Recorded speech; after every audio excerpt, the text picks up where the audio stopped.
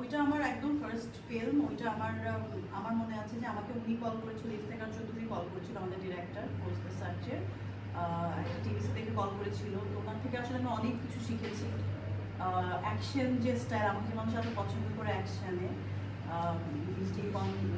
কন্যা বলে অ্যাকশন জেসমিনের যে ক্যারেক্টারগুলো মানুষ পছন্দ করে, ওনার অনেক আসলে এটাতে সাপোর্ট আছে এবং গাইডেন্স আছে, সেটা আমি সবসময় স্মরণ করি।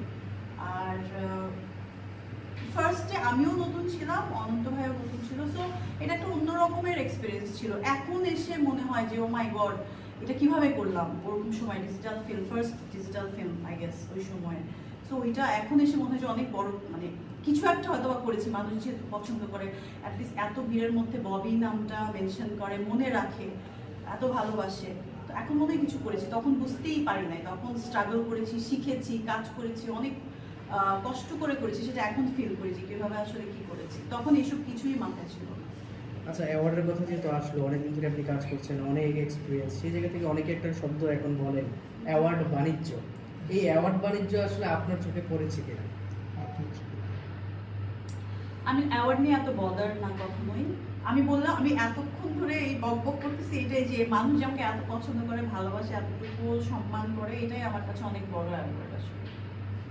আচ্ছা, আপনার সিনেমা ছিল কোরবানি সহ আরো বেশ কয়েকটি সিনেমা এখন পর্যন্ত মুক্তি পায়নি, অনেকগুলো সিনেমা মুক্তির দৌড়ে আছে, সেই জায়গায় মনে হয় কিনা যে এই সিনেমাগুলো মুক্তি পেলে ক্যারিয়ারটা আর একটু বুস্ট আপ হতো বা পিছিয়ে হ্যাঁ, কারণ আমরা তো না, এখন তো সময়টাই আসলে এরকম, কম ছবি রিলিজ হচ্ছে, হলের সংখ্যা কমছে, সো এখন একটু টাইমটাই এরকম এলোমেলো। বাট আমি এটা মনে করি না যে 2 বছর কোনো আর্টিস্ট স্ক্রিনে না আসলে সে হারাই যাবে, মানে আবার বারবার একই এক্সাম্পল দিতে হয়, কারণ আমরা নিজেদেরকে তো দিন দিন গ্রুপ করে উন্নত করার চেষ্টা করি, সো আমরা উন্নত বিশ্বের দিকেই তো তাকাবো, এখান থেকেই তো শিখবো।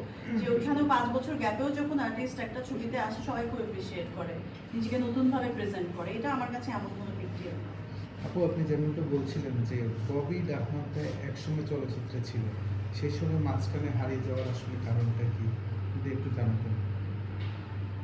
একসময় ছিল না, বা সেই ডাকনামটা এখন আর নেই, নায়িকা ববি হিসেবে সবাই চিনবে সেটা আগের মতো সেই এটা বোঝাতে যাচ্ছে না। এখন তো আসলে আগের মতো কোনো কিছুই নাই, মানে ইন্ডাস্ট্রির অবস্থাটা আগের মতো নাই। বাট হারাই যাওয়ার এখানে বিষয় না, কোভিডের একটা টাইম গেছে যেটাতে একটা ছোট একটা গ্যাপ গেছে, আমার বাবা মারা গেছেন, ওইটার একটা গ্যাপ গেছে। বাট আমি ইয়ারলি একটা ছবি আসছেই আমার, কখনো এক বছর কোভিডের ইয়ার ছাড়া আমার মনে হয় না আমার গ্যাপ হয়েছে কোনো ইয়ারে। আপু, বাংলাদেশে অনেক ধরনের প্রতিবন্ধকতা আছে যেটা আমরা বাইরে বের হলে অ্যাজ ইউজুয়াল করতে পারি না, যেমন আমাদের ড্রেস পরা থেকে শুরু করে হাঁটা চলা সব কিছুতেই কিন্তু একটু ভেবে জিনিসগুলো করতে হয়। তো যখন আপনি বাইরে যান ট্যুরে বা কোথাও, তখন এমন কি কি আছে যেটা আপনি বাংলাদেশে করতে পারেন না কমফোর্টেবলি, বাট বাইরে খুব আরামসে করতে পারেন কারো চিন্তা না করে? ড্রেস তো খুবই ছোট্ট একটা ইস্যু, এটা নিয়ে বলার কিছু নেই, বাট আমার মাইন্ডটা সবসময় খুব প্রোডাক্টিভ কাজে আমি ইউজ করতে পারি, কারণ হচ্ছে ছোটো ছোটো যে স্টুপিডিটির দিকে আমার মাইন্ডটা যায় না, বা মেজাজ খারাপ হয়ে যায় না, মানুষের কথা মানে বাজে কথার এগেনস্টে মন খারাপ হয়ে থাকে না, আমি কাজে খুব ফোকাস থাকতে পারি, যেটা আমাদের দেশে খুবই অসুবিধা।